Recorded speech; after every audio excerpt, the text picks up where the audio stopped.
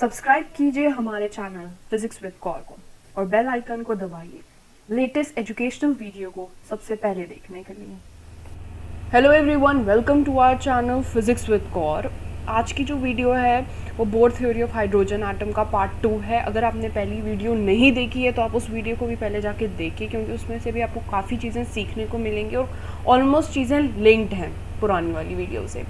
ठीक है, तो Bohr theory of hydrogen atom हम बहुत बार पढ़ चुके हैं, हम 12th से पढ़ते हुए आ रहे हैं।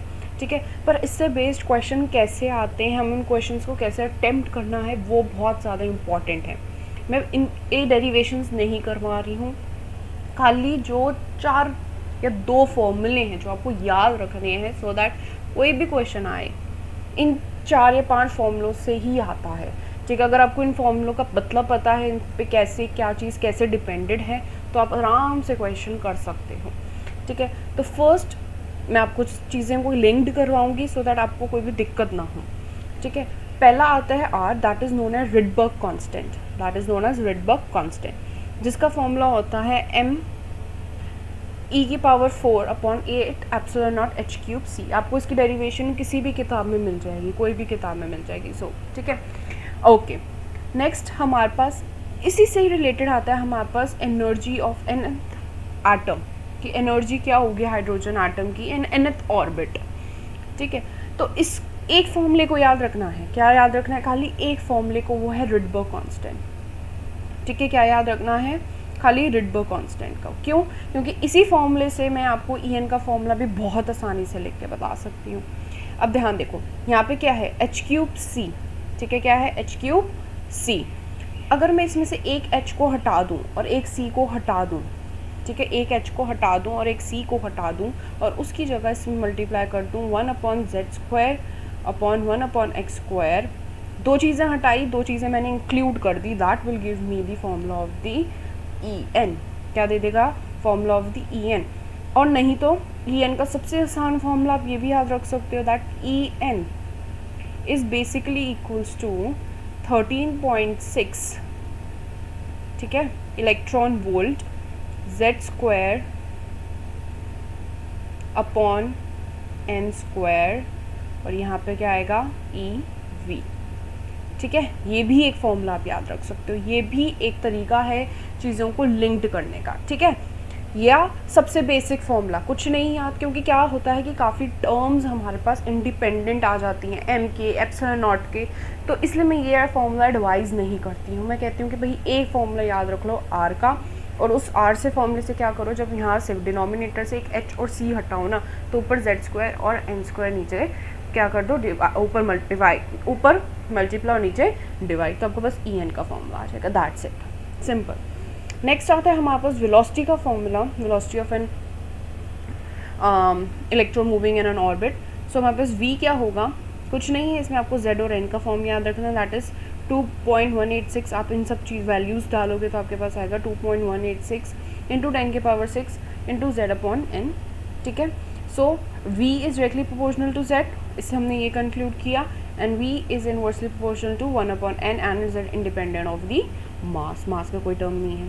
एक फॉर्मूला है हमारे पास रेडियस का। ठीक है, रेडियस का फॉर्मूला क्या है? ये। अब पूरा फॉर्मूला अगेन आपको याद रखने की कोई ज़रूरत नहीं है। ठीक है, आपको कोई ज़रूरत नहीं है पूरा फॉर्मूला याद रखने की, आपको बस याद रखने की ये डिपेंड किस पे करता है? ये डिपेंड करता है, directly depend upon it is equals to n square upon z into a naught, where a naught is your Bohr radius. क्या है हमारे पास? a naught बोहर रेडियस है। ठीक है, जिसकी वैल्यू जो होती है वो होती है हमारे पास 0.59 इंटू 10 की पावर -10 मीटर, ये होती है हमारे पास a naught की वैल्यूज़। ठीक है, अब ध्यान देखो कि r जो है वो मेरा किन किन चीज़ों पर डिपेंड कर रहा है। मेरा डिपेंड कर रहा है directly proportional to n square, inversely proportional to z and inversely proportional to m। ये डाटा हमें याद होना चाहिए। ठीक है, अब इससे एक बेस्ड क्वेश्चन करते हैं तो आपको क्लियर कट मैटर हो जाएगा। The effective mass of an electron and hole are 0.1 me and 0.5 me respectively. The dielectric constant of a semiconductor is 10, assuming that the energy levels of excitones are hydrogen-like and the binding energy of exciton in the units of Rydberg constant is। ठीक है। अब एक्सीटोन का मतलब होता है the bound state of electron and a hole, means they are bonded with each other, which are bonded, electron and hole are bonded with each other with the coulomb force, coulombic force, ठीक है। तो me का भी दिया हुआ mh, मतलब यहाँ पे हमारे पास खाली m नहीं यूज़ होगा, यहाँ पर मेरे पास टर्म क्या यूज़ होगी, म्यू की, क्या यूज़ होगा, म्यू का, ठीक है। तो फर्स्ट ऑफ ऑल मैं रिड्यूस मास निकाल लेती हूँ, आसानी से रिड्यूस मास आपके पास निकल जाएगा, ठीक है। अब फॉर्मूला क्या था, फॉर्मूला क्या था, मैंने अभी एक फॉर्मूला ऊपर लिखा था, ध्यान दिया होगा आपने, ये वाला 13.6 z square upon N square E V, ठीक है। एक्स्ट्रा क्या टर्म आ रही है आपके पास, म्यू में एम ई था, म्यू में क्या है, म्यू में एम ई है, तो ये एम ई तो यहाँ पे आ गया, यहाँ पे एम ई आ गया, ठीक है। तो खाली कांस्टेंट वाली टर्म जो वो मेरी बच गई, ठीक है। यहाँ पे एप्सिलॉन नॉट का स्क्वायर अगर मैं यहाँ पे एप्सिलॉन आर का स्क्वायर कर दूँ, क्योंकि उसने मुझे डाइलेक्ट्रिक कांस्टेंट भी दिया हुआ है, तो एक्स्ट्रा टर्म बाहर क्या आ जाएंगी, extra terms Z square by N square के साथ क्या आ जाएंगी, म्यू एन एप्सिलॉन आर का square. So in short what you will get 13.6 electron volt Z square upon N square mu R epsilon R का स्क्वायर। म्यू के साथ जो एम ही था वो ऑलरेडी मेरा यहाँ पे आ चुका है, इस वाली कैलकुलेशन में मैं आ चुका है, और R H into H C is your 13.6 electron volt, you can do the calculation, ठीक है।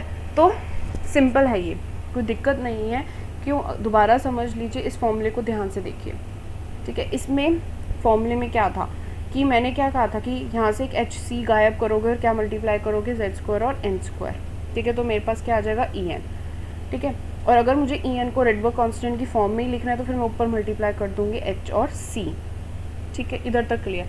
अब यहाँ पे मेरे पास म्यू की बात हो रही है, तो म्यू में एम ई आ गया, एम ई को मैंने इस कैलकुलेशन में ले लिया, एप्सिलॉन आर स्क्वायर को भी आ गया, तो ये दोनों टर्म्स, अब म्यू के साथ जो कांस्टेंट है वो बाहर आ जाएगा और एप्सिलॉन आर स्क्वायर भी आ जाएगा, तो मेरे पास फिर से यही फॉर्मूला आ जाएगा, बस कोई एक्स्ट्रा टर्म इसके साथ मल्टीप्लाई हो जाएंगे, वो कांस्टेंट मल्टीप्लाइज हो जाएंगे, ठीक है। अब एक और पॉइंट याद रखना है, वैल्यूज़ पुट कर दो, कोई दिक्कत नहीं है, सारी वैल्यूज़ पुट कर दो। अब देखोगे कि आपके पास 1 EV जो है वो क्या है, 8066 सेंटीमीटर इनवर्स की इक्वल होता है। अगर आपको ये टर्म नहीं पता होगी तो गारंटी आप क्वेश्चन अटेम्प्ट आखिरी तक नहीं कर पाओगे। तो अगेन इंपॉर्टेंट पॉइंट ये आपको याद रखना है, ठीक है, बिकॉज उसने कहा in terms of Rydberg constant mean centimetre inverse में कुछ ना कुछ आएगा, ठीक है। अब जब कैलकुलेशन करोगे you will gate and up with 91.4 centimetre inverse. अब आपको क्या करना है, in terms of Rydberg constant मतलब इसको डिवाइड कर दो RH से, RH की वैल्यूज़ होती हैं 1.097 × 10⁻7 मीटर में और यहाँ पे सेंटीमीटर में, ठीक है। ये आंसर हमने सेंटीमीटर में निकाला है and you will get an answer. और इसके ऑप्शंस थे, ये ऑप्शंस गिवन थे क्वेश्चन में, तो right option was C option, ठीक है। माइनस क्यों नहीं लिया, बिकॉज इन्होंने मैग्नीट्यूड को कंसिडर किया है और आपको आंसर दिया है, ठीक है। क्लियर है, कोई डाउट हो तो आप मुझसे कमेंट सेक्शन में पूछ सकते हो। एक और क्वेश्चन देखो, consider a high excited state of HO2 atom corresponding to a large values of n where n is very greater than 1. The wavelength of a lambda of a photon emitted due to an electron undergoing transition between the two such states with consecutive values of n from xi n plus 1 से लेके xi n तक is related to lambda alpha of the k alpha line of a hydrogen by, आपको ये given है, ठीक है। अब क्या है, के अल्फा लाइन का मतलब क्या होता है, के अल्फा का मतलब है कि मेरा एटम जो है वो डी एक्साइट हो रहा है फ्रॉम लेवल n = 2 से लेके n = 1 में, ठीक है।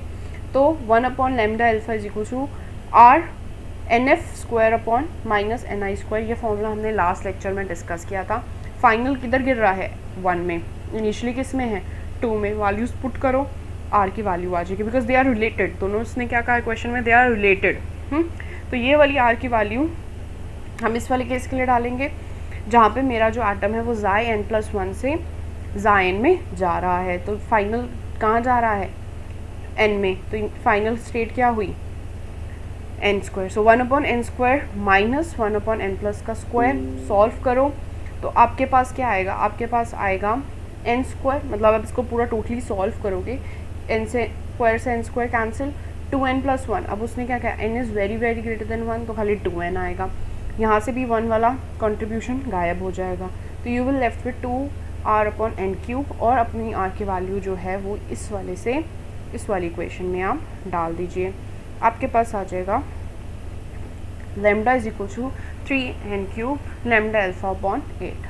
ठीक है, कोई भी डाउट हो, और ये काफ़ी इंपॉर्टेंट लेक्चर था क्योंकि इसमें आपको बहुत मान्यूट चीज़ें सीखने को मिलेगी। एक बार इस लेक्चर को दोबारा आराम से समझिए, नोट्स में इन सारे फॉर्मूलोज को इंक्लूड कीजिए। ठीक है, और if you like this lecture please like share and subscribe. Thank you so much.